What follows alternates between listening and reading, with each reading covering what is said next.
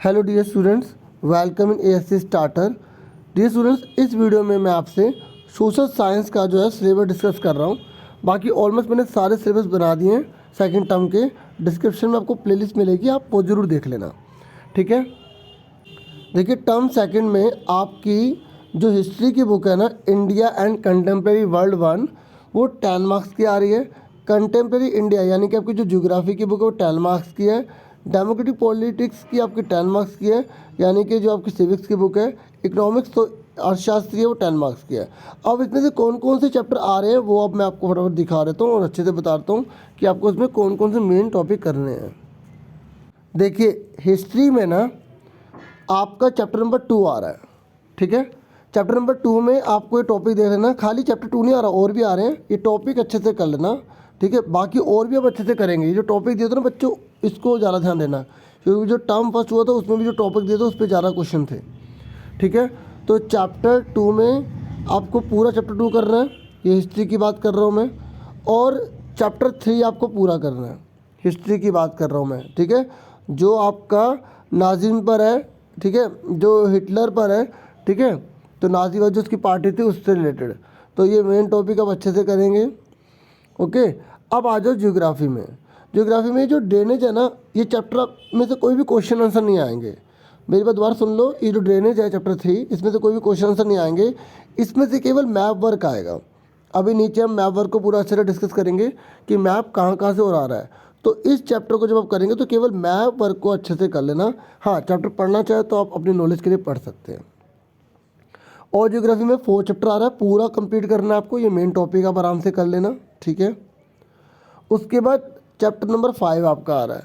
Chapter number 5 में भी आपको पूरा कंप्लीट करना है, ठीक है। बहुत इजी चैप्टर है, ठीक है। किस तरीके से हमें वाइल्ड लाइफ को कंजर्व करना चाहिए, उसे बचाना चाहिए, और कौन कौन से फैक्टर हैं जो वाइल्ड लाइफ को खतरे में डाल रहे हैं, वगैरह वगैरह। बहुत इजी चैप्टर है चैप्टर नंबर 5। उसके बाद आ जाइए डेमोक्रेटिक पॉलिटिक्स 1, यानी कि आपकी जो सिविक्स की बुक है ना, उसमें आपका चैप्टर नंबर 3 पूरा आपको कंप्लीट करना है, ठीक है। आप ये मेन टॉपिक अच्छे से कर लेना। ये भी आप पढ़ लेना कि ऑब्जेक्टिव क्या है इस चैप्टर के पीछे, इसको क्यों आपको सिखाया जा रहा है।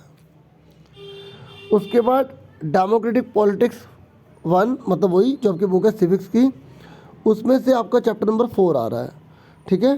चैप्टर नंबर 4 में आप देख सकते हैं मेन टॉपिक आपके ये वाले हैं। जुडिशरी है, पॉलिटिकल एग्जीक्यूटिव है, पार्लियामेंट है, how is the major policy decision taken, ये जो बड़े बड़े जो डिसीजन है पॉलिसी को कैसे ले जाते हैं वो है। उसके बाद आ जाओ इकोनॉमिक्स। इकोनॉमिक्स में एक तो आपका चैप्टर नंबर 3 आ रहा है, ठीक है। चैप्टर 3 केवल एक ही चैप्टर आ रहा है 3, और ये आप इसमें देख सकते हैं कौन कौन से मेन टॉपिक है। पॉवर्टी के ऊपर है, मतलब गरीबी के ऊपर है। पॉवर्टी के क्या रीज़न है, पॉवर्टी कैसे दूर की जा सकती है, गवर्नमेंट ने कौन कौन सी पॉलिसीज़ बनाई हैं। बहुत ही ईजी चैप्टर है, एक बार आप करेंगे, बस कुछ डाटा याद करना पड़ता है, ठीक है। जैसे गाँव में कितने लोगों को पॉवर्टी लाइन से नीचे कहा जाता है, ठीक है, जो 2400 कैलोरी से नीचे लेते हैं। शहर के अंदर 2100 कैलोरी से नीचे लेते हैं, उन्हें पॉवर्टी लाइन से नीचे माना जाता है। ऐसे ही मतलब क्वेश्चन है, बहुत ईजी है, ठीक है। अब आ जाओ मैप वर्क में। मैप वर्क में देखो थोड़ा ज़्यादा आपको करना पड़ेगा। एक तो चैप्टर 2 जो आपकी हिस्ट्री है ना, चैप्टर 2 जो आपका हिस्ट्री का है, उसमें से आपको ये सारे करने हैं। बस यही वाले जो दे रखे ना, ये अच्छे से करने हैं।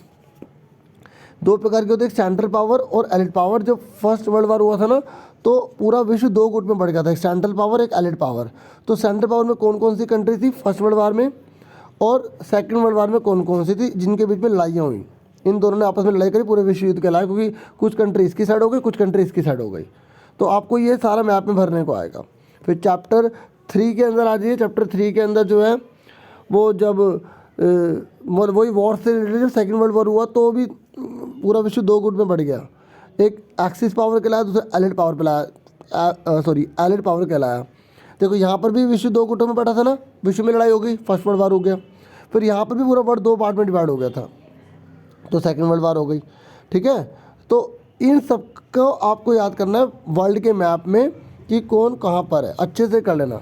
उसके बाद जो जर्मन ने जब अपने को फैलाया, एक्सपेंशन किया, ठीक है, जो हिटलर ने करा, तो कौन कौन से इलाकों पे उन्होंने कब्जा किया, कौन कौन से इलाके अपने उसने कंट्रोल में करे, तो ये सब मैप में आपको भरना पड़ेगा।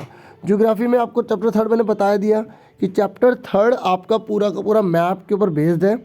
पूरा का पूरा आपको मैप वर्क उसके अंदर करना है, चैप्टर नंबर 3 के अंदर। सुन रहे हैं मेरी बात? पूरा ये लेक कौन कौन सी है, कहाँ पर, ये यही जो लिखा है यही वाली करनी है अच्छे से आपको, सारी की सारी, एक भी छोड़ेंगे नहीं। अभी से प्रिपेयर कर लेंगे तो बाद में पेपर के टाइम पे कोई प्रॉब्लम नहीं आएगी। चैप्टर नंबर 4 पे आ जाइए। चैप्टर नंबर 4 में जो क्लाइमेट है ना, उसका आपको मैप वर्क करना है। 20 सेंटीमीटर से कम बारिश कहाँ होती है और 400 सेंटीमीटर से ज़्यादा बारिश कहाँ होती है, केवल आपको यही करना है। जैसे वहाँ पे लाइन डाल देगा, तो जैसे 20 सेंटीमीटर से कम है तो राजस्थान हो गया, 400 सेंटीमीटर से ज़्यादा मौसिन राम, ठीक है, मेघालय के अंदर, ठीक है, तो आपसे उस जगह का नाम पूछ लेगा, ठीक है। और चैप्टर नंबर 5 पर आ जाइए। चैप्टर नंबर 5 में जो वाइल्ड लाइफ से रिलेटेड है, जब जंगलों को, पेड़ पौधों को किस तरीके से बचाना है, तो उसमें ट्रॉपिकल एवरग्रीन फॉरेस्ट कहाँ पर है, डेसिडुअस फॉरेस्ट कहाँ पर है, थॉर्न फॉरेस्ट कहाँ पर है, ठीक है, माउंटेन फॉरेस्ट, मैंग्रोव, ये सब आपको पहचानने होंगे। लैंड डले होगा, आपको बताना होगा, ठीक है। नेशनल पार्क ये सारे कर लेना, कौन कौन से भारत के नेशनल पार्क हैं, तो बहुत सारी यहाँ पे थोड़े से देर के आपको यही वाली याद कर लेने हैं, ठीक है। बर्ड सेंचुरी, जहाँ पे पक्षियों के लिए स्पेशल जगह बनी है, भरतपुर, रणथंभौर, ठीक है। वाइल्ड लाइफ सेंचुरी में सिरस्का, ठीक है, सारे के सारे राजा जी, ये सारे के सारा आप अच्छे से कर लेंगे, ठीक है। ये था आपका, और प्रोजेक्ट वर्क दे रखा है, वो तो आपके टीचर आपको बता ही देंगे, ठीक है। और इंटरनल 10 मार्क्स का होता है ना, तो आपके टीचर्स उसके बेस पर कहेंगे। बाकी अगर आप एक्स्ट्रा बुक्स पढ़ना चाहते हैं तो जैसे NCERT पढ़ो, एक NCERT एग्जाम्पलर होता है वो, ठीक है। तो ये नॉलेज के लिए, बाकी प्रोजेक्ट के लिए आपके टीचर आपको बता ही देंगे कहाँ से कैसे करना है, ठीक है। ओके, एक बार मैं समरी में बता दूं कि कौन कौन से चैप्टर हैं। इकोनॉमिक्स में आपका चैप्टर नंबर 3 है खाली, ठीक है। और जो आपकी लोकतांत्रिक की बुक है उसमें आपका तीसरा और चौथा चैप्टर है, ठीक है, डेमोक्रेसी सिविक्स की बुक।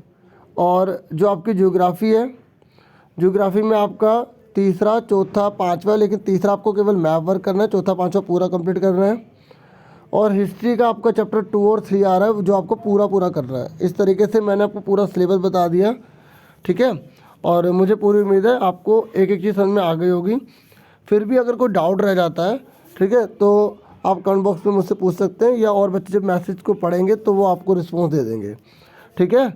बाकी कोशिश करूँगा मैं भी आपको रिस्पॉन्स दे दूँ, ठीक है। और बाकी सारे सब्जेक्ट की जो वीडियोस है वो बनाई गई हैं, ठीक है, मैथ्स से रिलेटेड, अभी मैथ्स कह रहा हूँ, सब्जेक्ट से रिलेटेड, सिलेबस से रिलेटेड, ठीक है। मैथ का तो अभी टर्म फर्स्ट के हुआ, सेकंड टर्म का भी स्टार्ट करेंगे बाद में, ठीक है।